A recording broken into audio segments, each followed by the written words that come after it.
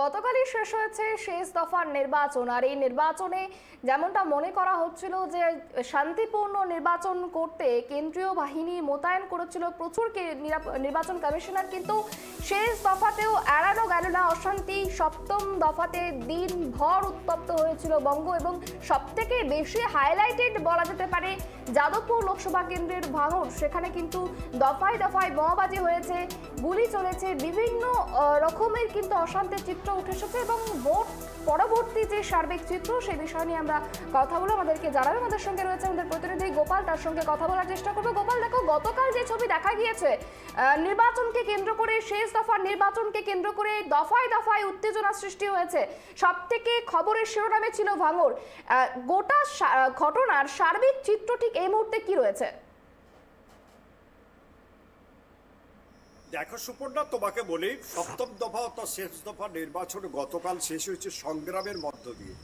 আর সে সংগ্রামটা কি ছিল সেটা কিন্তু একদম ভয়ঙ্কর দৃশ্য উঠে এসেছিল আমাদের পর্দায়, ট্রাইব টিভির পর্দায়, যেটা আমরা বারবারই ব্রেকিং করেছিলাম। ভাঙড় হচ্ছে যাদবপুর লোকসভা কেন্দ্র, যেখানে লড়াই মূলত হচ্ছে অনির্বাণ গাঙ্গুলি বিজেপির এবং সায়নী ঘোষ এবং সৃজন ভট্টাচার্যের মধ্যে ত্রিমুখী নির্বাচন বা ত্রিমুখী প্রতিদ্বন্দ্বিতা হবে বলে মনে করছিল রাজনীতি মহল। কিন্তু সেখানের যে শুভ সকাল নির্বাচনের প্রারম্ভে যেভাবে বোমাবাজি মারামারির মধ্য দিয়ে শুরু হলো, সেটা কিন্তু একদম অস্বাভাবিক ছিল বলে মনে করা হয়েছে। তবে একটা কথা তোমাকে বলতে পারি, দক্ষিণ চব্বিশ পরগনা জেলার 4টে লোকসভা নির্বাচন হয়েছে। তার মধ্যে 1 নম্বরে ছিল যাদবপুর লোকসভা নির্বাচন, যেখানে সন্ত্রাস ছাড়িয়ে গিয়েছিল।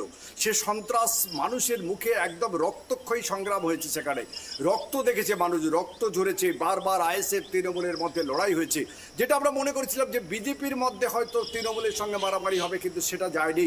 আইএসএফের সঙ্গে তৃণমূলের বারবার সংঘর্ষ, একে অপরের বিরুদ্ধে চাপানো তোরা। ঠিক পাশে রয়েছে জয়নগর লোকসভা, প্রতিভা মণ্ডলের সঙ্গে লড়াই হচ্ছিল অনির্বাণ গাঙ্গুলির,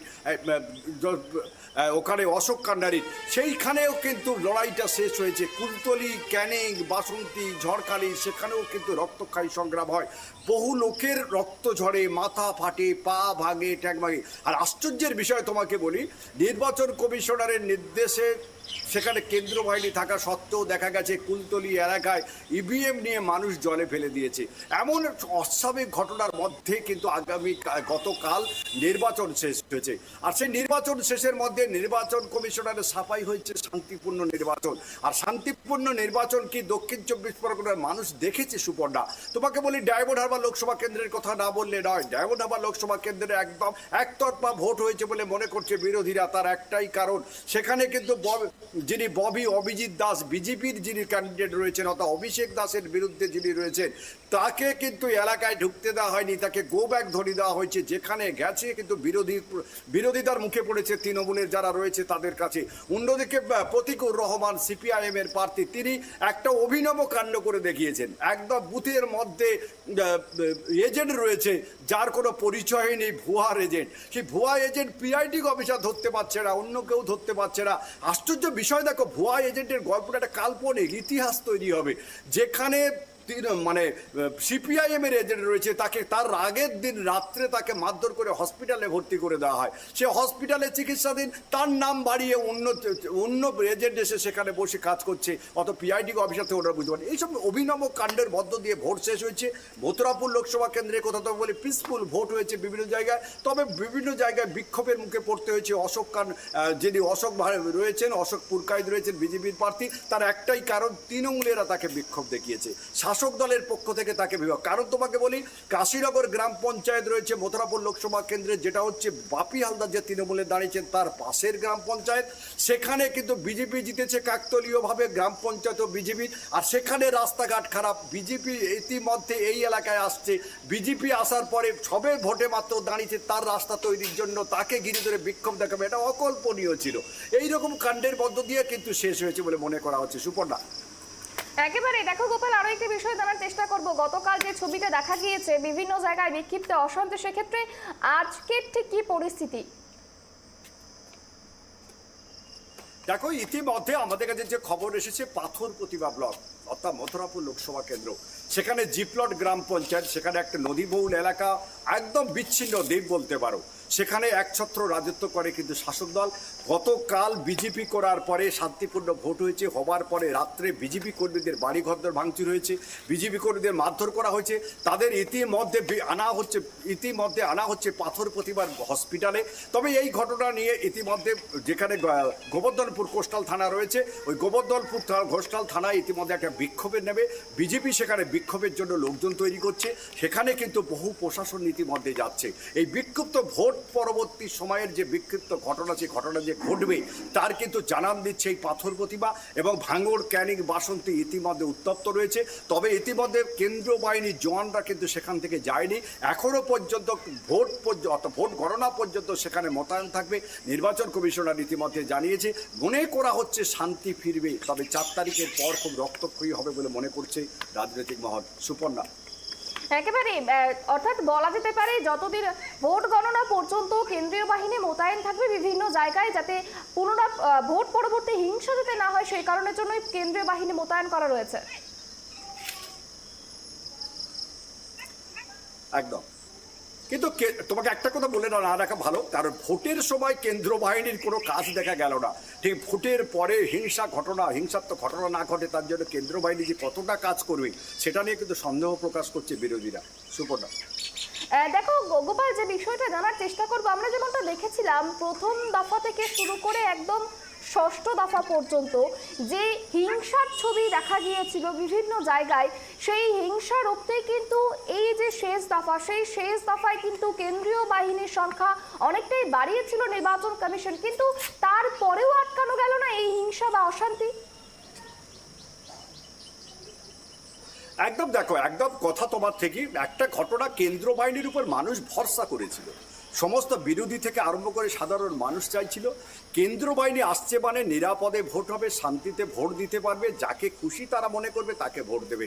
কিন্তু সেখানেও বাদ সাধলো, কেন্দ্র বাহিনীর যে পুতুল, কাঠের পুতুল কারোর দ্বারা পরিচালিত হচ্ছে সেটা কিন্তু পরিষ্কার হয়েছে।